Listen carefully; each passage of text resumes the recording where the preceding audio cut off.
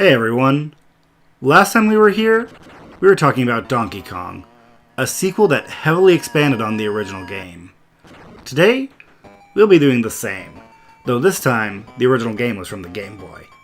In fact, the studio who made this game, Nintendo R&D 1, made lots of games that were sequels to games on the NES.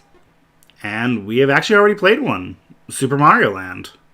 On top of that, a lot of their other games aren't just sequels, but more like new games using the NES games as templates. For example, Metroid 2, as well as the game we will be playing today.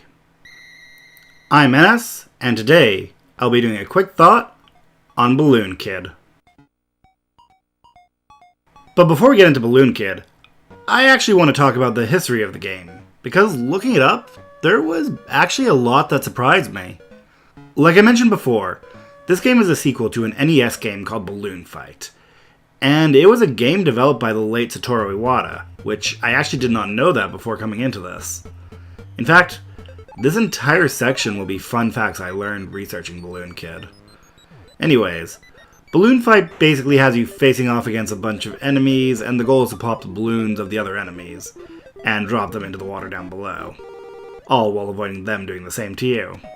I definitely do not consider it a bad game, but honestly, the game is just a points game as far as I can tell, and because of that, I don't care much for it.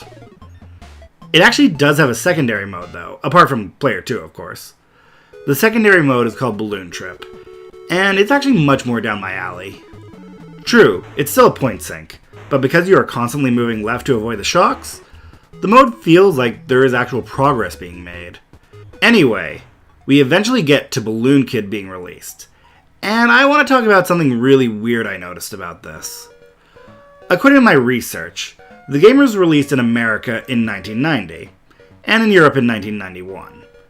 That's nothing special. In fact, it was pretty normal for this time period. No, the strange thing was that this game was developed by R&D 1, like I mentioned earlier, and they are based out of Kyoto, Japan. Yet this game was not released in Japan, or to be more accurate, it was not released at this time in Japan. It wasn't until 1992 when it was finally released in Japan. Sort of. It got a reskin and came out as Hello Kitty World, ironically enough, reprogrammed for the Famicom. I mean, obviously whoever owns Hello Kitty licensed the port, but I'm still surprised that the original came out in America first. In fact, Japan wouldn't see the original until an enhanced port for the Game Boy Color got released in the middle of the year 2000. But I think I've gone over the history of this game enough. I think it's time we move on to talking about Balloon Kid itself. So, the first thing we notice on the main menu is that there are three options: Single Play, Versus Play, and Balloon Trip. I can't do Versus Play because you need two players, but I can do the other two modes. Let's start with Balloon Trip. It's fun, but it's the exact same as the Balloon Trip on the NES version. Not bad, but not the reason why you should look into getting this game. No, the reason you should get this game is because of the single play mode. In single play mode, there is an actual story. I mean, don't get me wrong, it isn't anything crazy, but you're actually going towards a goal. Your brother Jim accidentally tied too many balloons to himself and is being drifted away from you, and your goal is to catch up to him to save him. Okay, in all fairness, I never said it was a masterpiece, but it does give you a direct goal, which I do actually like. Now, saying that, I don't think Jim's game is mentioned in the game, or at least I haven't seen it anyways, but I do know that the main character is actually a girl named Alice, as you can see in the upper right while playing. Speaking of playing, the game is an auto-scroller, and you have to keep up with the screen as it moves to the left. While it does work for the game, I often feel like I want to go ahead of it, but I'm stuck. Even worse, sometimes I get too close to the left, an enemy will come from the left and hit me. And there's just no warning for those. And speaking of getting hit though, the game has two types of enemies. Some of the enemies are physical enemies, and when you hit them, you just bounce off of them, which, if used correctly, can actually help you do tricks to avoid some death. Saying that, these enemies can hit your balloon, and if they do, you'll lose one of them, which is actually not that bad. As long as you land on the ground, you can press down to blow up another balloon when you're there. The other type of enemy is the instant kill enemy, who just by touching them kills you. Normally these enemies are grounded, but there are a few still in the air, like these annoying electric shocks that are also in the original game. But let's talk about the world itself now. The only named place is the first stage itself. It's called Pennsylvania. Yeah, it is a pun, based off the fact that the city is filled with pencil buildings, and the fact that there is a state called Pennsylvania. There are also buildings shaped like matches, which I don't understand, but whatever. The next stage has you going through the woods, and there are a ton of bug enemies in the area.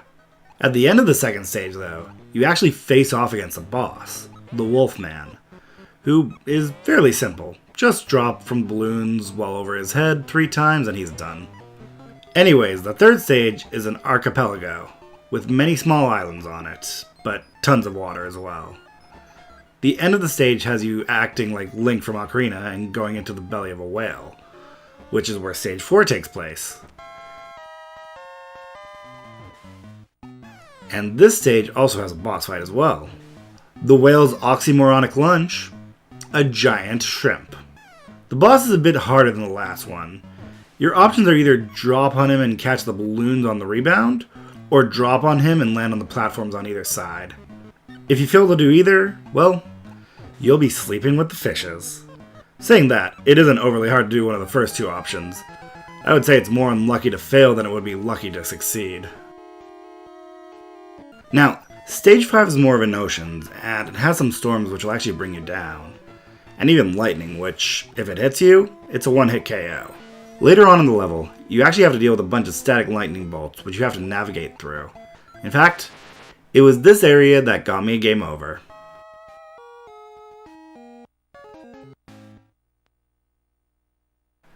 Good thing the game gives you a continue.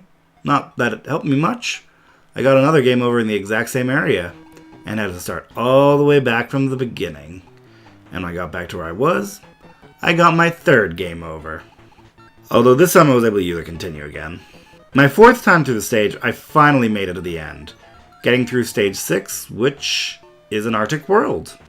Unfortunately, I flew too close to the left and got a game over. And this was the point I decided to call it quits, getting in just under an hour of playtime. With that out of the way though, I gotta say, considering Balloon Fight doesn't appeal to me at all, I'm kind of amazed that its sequel is such an expansion on the original idea that they did a lot of things right for me. Saying that, what it adds is somewhat superficial, like I said before. You're never even told the name of your brother in the game. But those are my thoughts, and I would love to hear yours. So put them down in the comments below, and if you liked what you see today, hit the like button if you want to see more. Maybe the subscribe button as well if you're not subscribed already. And with that, I'm Ennis.